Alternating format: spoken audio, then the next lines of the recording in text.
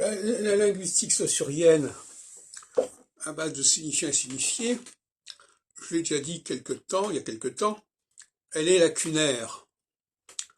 Parce qu'elle ne doit pas être binaire, mais elle doit être ternaire. Et d'ailleurs, on le voit grammaticalement. Toutes les formes en français, par exemple, en capable, possible, vraisemblable, etc., ça n'est ni un passé composé, ni un participe présent, ni un participe composé, ni un participe présent. C'est un participe, je dirais, virtuel. Et dans mes travaux linguistiques, j'ai montré justement que dans certains cas, on trouve des potentialités dans une langue qui n'ont pas été activées, ou qui ne le sont plus. Et donc dans ce cas-là, effectivement, on est dans le virtuel. Alors moi je cherche dans un certain nombre de langues des données virtuelles qui ne sont pas passées à l'acte, qui n'ont pas été réalisées, mais qui sont potentiellement là et qui pourraient l'être. Je résume ma pensée à ce sujet. Le participe présent, c'est celui qui fait que les choses se font. Le participe virtuel, c'est que les choses sont possibles. Comme on dit, conditions nécessaires mais pas suffisantes. Et le participe passé, c'est quand elles sont réalisées, quand elles sont effectuées. Donc il y a bien trois temps sur le plan philosophique comme sur le plan linguistique et sur le plan grammatical. En français, c'est tout à fait évident. On a ces trois temps, ces trois états. Le participe présent, en ANT, normalement.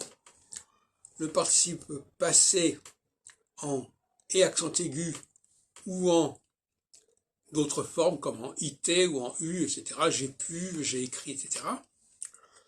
Et puis, il y a le participe virtuel qui se généralement en BLE, possible ou impossible d'ailleurs, faisable et infaisable, etc., etc. Et pour les chercheurs en linguistique, c'est important de faire cette distinction au niveau de la recherche, parce que précisément, certaines langues, alors parce que c'est le passage du virtuel, c'est-à-dire du BLE au ED, je dis ED parce que l'ancien participe passé en français se termine en ED, eh bien, ce passage, il est compromis. Il est compromis, il se fait pas nécessairement.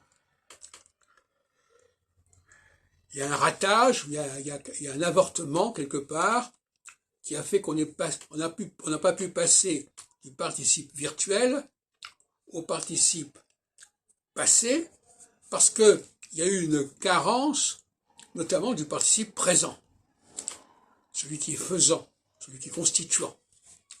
On dit une assemblée constituante. Ou bien parce que, tout simplement, à ce moment-là, il y a aussi des langues qui ne se prêtent pas à ça, qui n'ont pas cette virtualité dans un certain nombre de domaines.